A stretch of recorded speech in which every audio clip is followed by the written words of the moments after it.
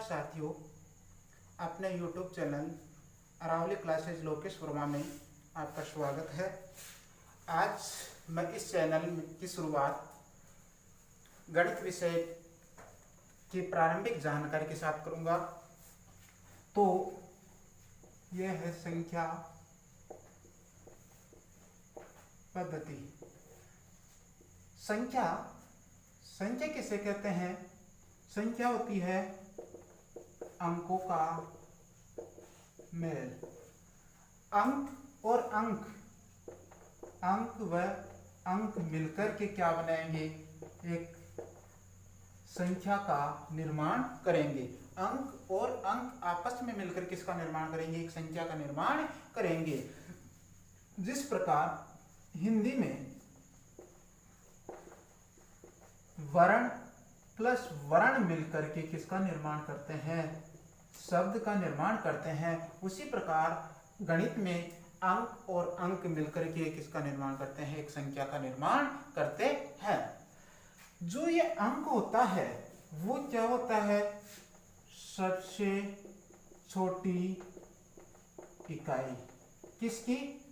एक गणित की सबसे छोटी इकाई की बात करूं तो वो क्या होती है? अंक होती है। और हिंदी में बात करें तो वो क्या होती है? वर्ण होती है। जिस प्रकार हिंदी में सबसे छोटी इकाई वर्ण होती है, उसी प्रकार गणित में बात करें तो वो क्या होती है? अंक होती है। जो अब संख्या के अंक है, जो ये संख्या कितने अंकों से मिलकर बनती है? तो ये 9 अंक से मिलकर बनती है। तो 0, 1, 2, 3, 4, 5, 6, 7, 8 और ये 9। इन अंकों में इन 10 अंकों में पूरी संख्या क्या है? समाहित है। पूरी संख्या क्या है? समाहित है। किस किस में? 0, 1, 2, 3, 4, 5, 6, 7, 8 और 9 में। इन 10 अंकों में पूरी संख्या क्या है? समाहित है। अब इस संख्या को अपन 3 रूपों में लिख सकते हैं। पूर्ण संख्या, प्राकृत संख्या और एक ये पूर्णांक संख्या। पूर्ण संख्या किसे कहते हैं? जो संख्या 0 से प्रारंभ हो। जो संख्या किससे प्रारंभ हो? 0 से प्रारंभ हो और वो कहां तक जाए? अनंत तक जाए। 0 से प्रारंभ होकर अनंत तक जाने वाली संख्या क्या कहलाती है? पूर्ण संख्या कहलाती है।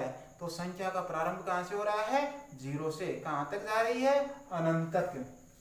प्राकृत संख्या की बात करें, प्राकृत संख्या 1 से प्रारंभ होकर कहां तक जाएगी? अनंत तक जाएगी। प्राकृत संख्या कहां से?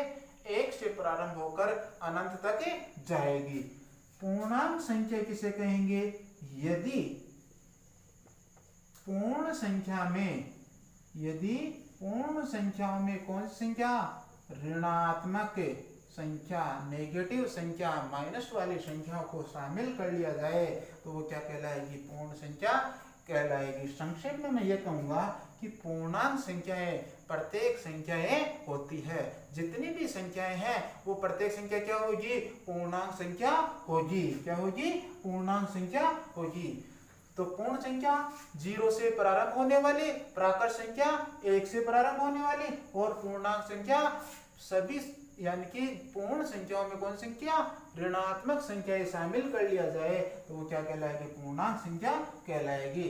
अब मैं इसको एक आरेख के रूप में दर्शाना चाहे तो ये संख्या का मध्यमान आ गया 0। इधर वाले चलेंगे अपन, दाईं तरफ चलेंगे तो 1, 2, 3 और ये अनंत तक। बाईं तरफ चलेंगे तो -1, -2, -3 और ये अनंत तक। ये 0 क्या है? मध्यमान है। कौन सा है? मध्यमान। जिस प्रकार तराजू होती है उसी प्रकार इसमें भी, संख्या में भी मध्यमान कौन सा आएगा? 0 आएगा। 0 से प्रारंभ होकर इधर जाने वाली संख्या क्या कहलाएगी? पूर्ण संख्या। क्या कहलाएगी? पूर्ण संख्या। और 1 से प्रारंभ होने वाली ये संख्या क्या कहलाएगी? प्राकृत संख्या। क्या कहलाएगी? प्राकृत संख्या। एक से दाएं तरफ जाएंगे अपन तो प्रत्येक संख्या क्या होगी? प्राकृत होगी। 0 से जाएंगे तो प्रत्येक संख्या क्या होगी? पूर्ण संख्या होगी। और यदि पूर्ण संख्याओं में इन संख्याओं को ऋणात्मक संख्याओं को भी शामिल कर ले अपन, यानी कि बाईं पक्ष वाली संख्याओं को भी शामिल कर ले, तो वो क्या कहलाएगी? अपनी पूर्णांक संख्याएं। क्या कहलाएगी? पूर्णांक संख्या। तो पूर्णांक संख्या क्या होगी? प्रत्येक संख्या पूर्णांक संख्या होगी, यानी कि ऋणात्मक संख्या प्लस पूर्ण संख्या। अब देखिए कई बार क्वेश्चन आ जाता है कि ये एक क्या पूर्ण संख्या है? तो एक पूर्ण संख्या नहीं होगी। क्यों नहीं होगी? क्योंकि पूर्ण संख्याएं 0 से प्रारंभ होती है और प्राकृत संख्याएं 1 से प्रारंभ होती है, इसलिए ये क्या नहीं होगी? प्राकृत संख्या नहीं होगी, सॉरी पूर्ण संख्या नहीं होगी। अब मैं 0 की बात करूं तो क्या 0 प्राकृत संख्या है? 0 प्राकृत संख्या है तो 0 प्राकृत संख्या नहीं होगी। क्यों नहीं होगी? क्योंकि प्राकृत संख्याएं 1 से प्रारंभ होती है। अब मैं कहूं कि क्या 0 पूर्ण संख्या है? तो ये पूर्ण संख्या होगी। क्यों होगी? क्योंकि प्रत्येक संख्या क्या होती है? पूर्णांक संख्याएं होती है। ये प्रत्येक संख्या क्या है? पूर्णांक संख्या है। अब वापस देखिए एक बार, जो संख्या हुई वो संख्या किसके अंकों का मेल? अंकों का मेल। ठीक है, सबसे छोटी क्या होगी? अंक होगी। कितने? 10 अंकों से, 0 से स्टार्ट होकर के कहां तक? 9 में। पूर्ण संख्या 0 से प्रारंभ होकर और कहां तक जाए? वो अनंत तक जाए। प्राकृत संख्या 1 से प्रारंभ हो और अनंत तक जाए। पूर्णांक संख्या, पूर्ण संख्याओं में ऋणात्मक संख्याएं शामिल कर लिया जाए तो वो क्या कहलाएगी? पूर्णांक संख्याएं कहलाएगी। इसके आगे देखते हैं अपन भाज्य और अभाज्य।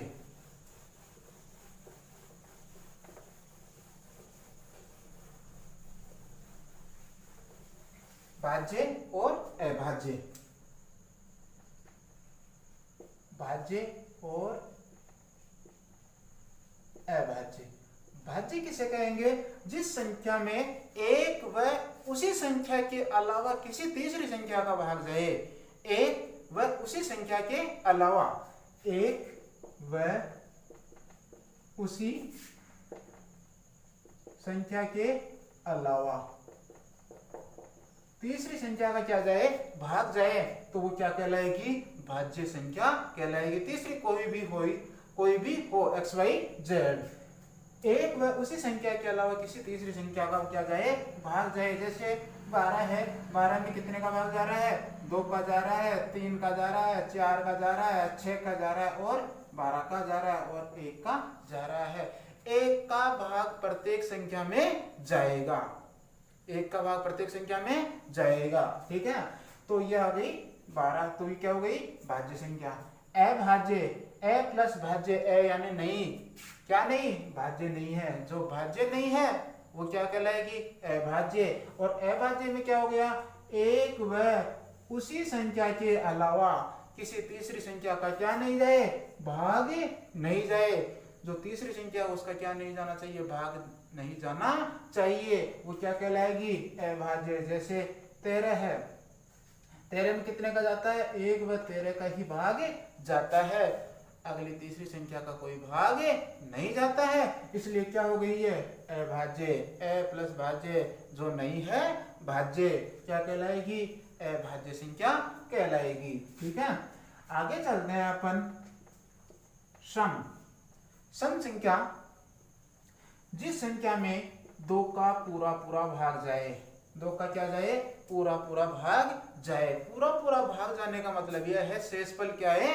0 आए, शून्य आए, वो क्या कहलाएगी? सम संख्या कहलाएगी। सम संख्या जिस संख्या में 2 का भाग पूरा जाए।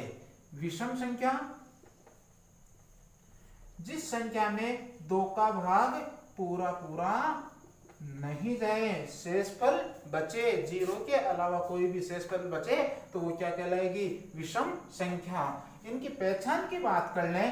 पहचान की यह होगी कि जिस संख्या का इकाई का अंक होता है संख्या का आखिरी का अंक, लास्ट का अंक, तो क्या आएगा 0 2 4 6 8, 0 2 4 6 8 इनमें से कोई एक अंक हो, एक अंक कौन सा, इकाई का अंक, इकाई का अंक क्या होना चाहिए 0 2 4 6 और 8 इनमें से एक अंक हो तो वो क्या कहलाएगी, सम संख्या कहलाएगी। ठीक है, फिर विषम संख्या की बात करें अपन तो विषम संख्या में इकाई का अंक 1 1 3 5 7 और ये 9, 1 3 5 7 और 9 इनमें से क्या हो, एक इकाई का अंक क्या हो 1 3 5 7 हो तो वो कौन संख्या होगी, विषम संख्या होगी। सम संख्या में अंतर कितने का आएगा, 2 का। विषम संख्या में अंतर कितने का आएगा, 2 का। प्रत्येक संख्या के अंतर कितने का आएगा, 2 का आएगा। ठीक है, और इसको अपन समांतर श्रेणी का रूप भी दे सकते हैं। समांतर श्रेणी, श्रेणी का मतलब होता है श्रृंखला, क्या होता है, श्रृंखला।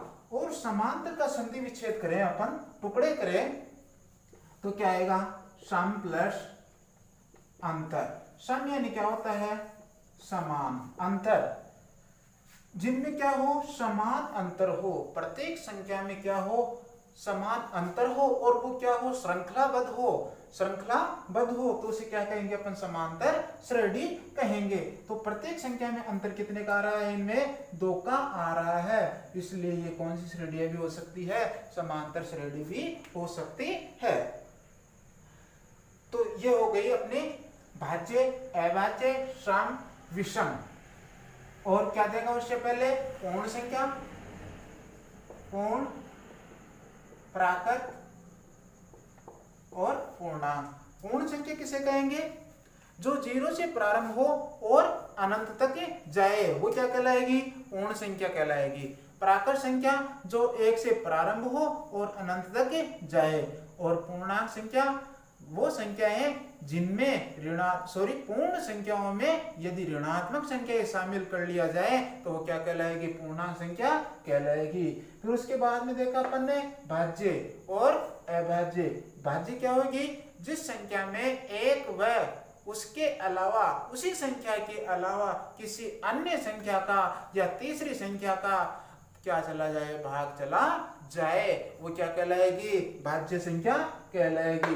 अभाज्य संख्या, जिस संख्या में एक व उसी संख्या के अलावा क्या नहीं जाए, भाग नहीं जाए, यानी कि a प्लस भाज्य भाज्य नहीं है, भाग नहीं जाता है तीसरी संख्या का, तो वो क्या हो जाएगी, अभाज्य। सम संख्या, जिस संख्या में 2 का भाग पूरा पूरा जाए वो क्या कहलाएगी, सम संख्या कहलाएगी। और विषम संख्या, विषम संख्या जिस संख्या में 2 का भाग पूरा पूरा नहीं जाए वो क्या कहलाएगी, विषम संख्या कहलाएगी। वो संख्या क्या कहलाएगी, विषम संख्या कहलाएगी। ये कुछ अपन ने प्रारंभिक जानकारी देखी है। अब इसके आगे की जानकारी अपन अगले वीडियो में देखेंगे। धन्यवाद।